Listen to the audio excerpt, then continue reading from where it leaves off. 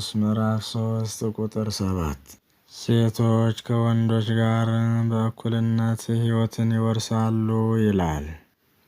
ወንድ ብቻውን እንዲኖር የተፈጠረ አይደለም። ብቻውንም ይኖር ዘንድ ስለማይገባው እግዚአብሔር የምትስማማውን ሴት ፈጠረለት። ወንድና ሴት ሁለቱም በእግዚአብሔር መልክ ስለተፈጠሩ እኩልነት አላቸው። ሁለቱንም እግዚአብሔር ባርኳቸዋል። ከእግዚአብሔር በታች ሆነው በሰማይና በምድር ላይ በባህር ውስጥም ያለውን ሁሉ እንዲገዙ በንብረትነትም እንዲይዙ ስልጣን ሰጥቷቸዋል። ዘፍጥረት ምዕራፍ 1 ቁጥር 26። ይህ መጀመሪያው የጋብቻ ሥርዓት ነው። ሐዋርያው ቅዱስ ጴጥሮስ የባልና ሚስት ሥርዓትን በሚገልጥበት ጊዜ አብረው የሕይወትን ጸጋ እንደሚወርሱ አድርጋችሁ አክብሯቸው በማለት ሴቶች ከወንዶች ጋር በአንድነት እግዚአብሔር የሚሰጠውን ጸጋ እንደሚወርሱ ተናግሯል። ሴቶች ለወንዶች እንዲታዘዙ፣ ወንዶችም ሴቶችን እንዲያፈቅሩ በመጽሐፍ ቅዱስ መነገሩ የበላይና የበታችነትን እንደሚያመለክት ተደርጎ መወሰድ የለበትም። ትእዛዙ ምድራዊ ሥርዓት ነው። ባልና ሚስት አንድ አካል ናቸው። የአንድ አካል የተለያዩ ክፍሎችም አይበላለጡም። ዓይን ከጆሮ፣ ጆሮም ከዓይን፣ እጅ ከእግር፣ እግርም ከእጅ አይበልጥም።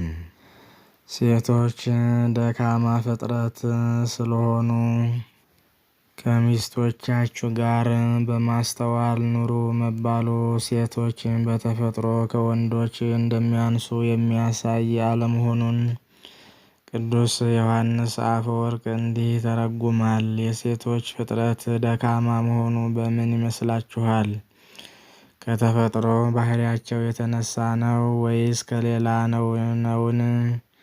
ከዚህ የተነሳ አይደለም፣ ነገር ግን ከምቾትና ከደስታ የተነሳ ነው። በእረፍት መኖር፣ በውሽባ መታጠብ፣ ሽቶ መቀባት፣ የምንጣፍ ምቾት ሁሉ ደካማ ያደርጋቸዋልና። ተግሳጽ ዘዮሐንስ አፈወርቅ። ሊቁ ዮሐንስ ይህን በተመለከተ የሚከተለውን ምሳሌ አቅርቧል።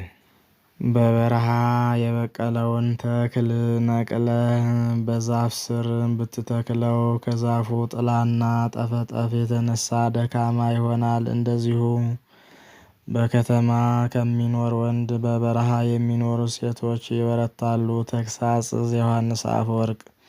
ስለሆነም ሴቶች በስርዓተ ጾታ ደካማ እንደሆኑ መገመት ተገቢ አይደለም። በአቅም ማነስም የሴትን ከወንድ የበታችነትን አያመለክትም። ምክንያቱም በአቅም ከወንድ የሚያንስ ወንድ አለ።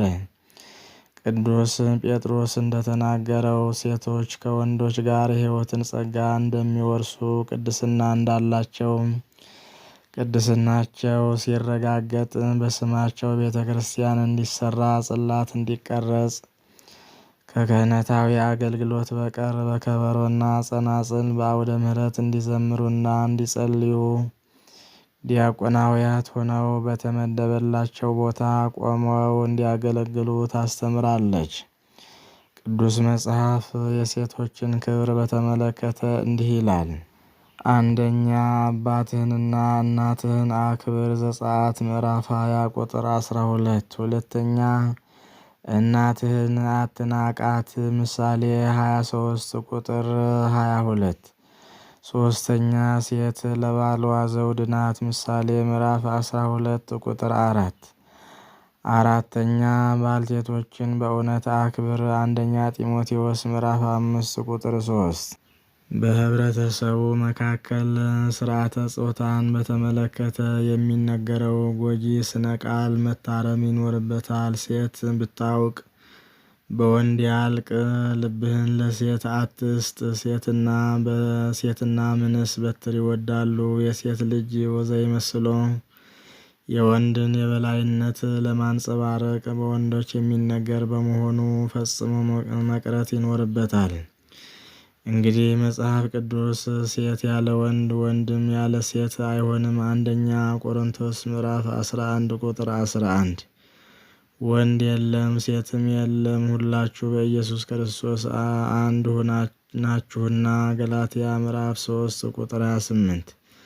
ጸሎታችሁ እንዳይከለከል አክብሯቸው በማለት ያስተምራልና ሴቶች የሚፈቀሩትን ያህል ከወንዶች ጋር በእኩልነት ሊከበሩ ይገባል። ስለሆነም መጽሐፍ ቅዱስ እንደነገረን ወንድም ሴትም በእግዚአብሔር ዘንድ በእግዚአብሔር ፊት እኩል መሆናቸው ታውቆ ለሴቶች ክብር መስጠት ያስፈልጋል። አምላካችን መድኃኔዓለም ኢየሱስ ክርስቶስ እርስ በርሳችን ተከባብረን በሃይማኖት ጸንተን ኖረን ንስሐ ገብተን ቅዱስ ሥጋውን ክቡር ደሙን ተቀብለን የመንግሥቱ ወራሽ የስሙ ቀዳሽ እንድንሆን አምላካችን በቸርነቱ ይርዳን። አሜን።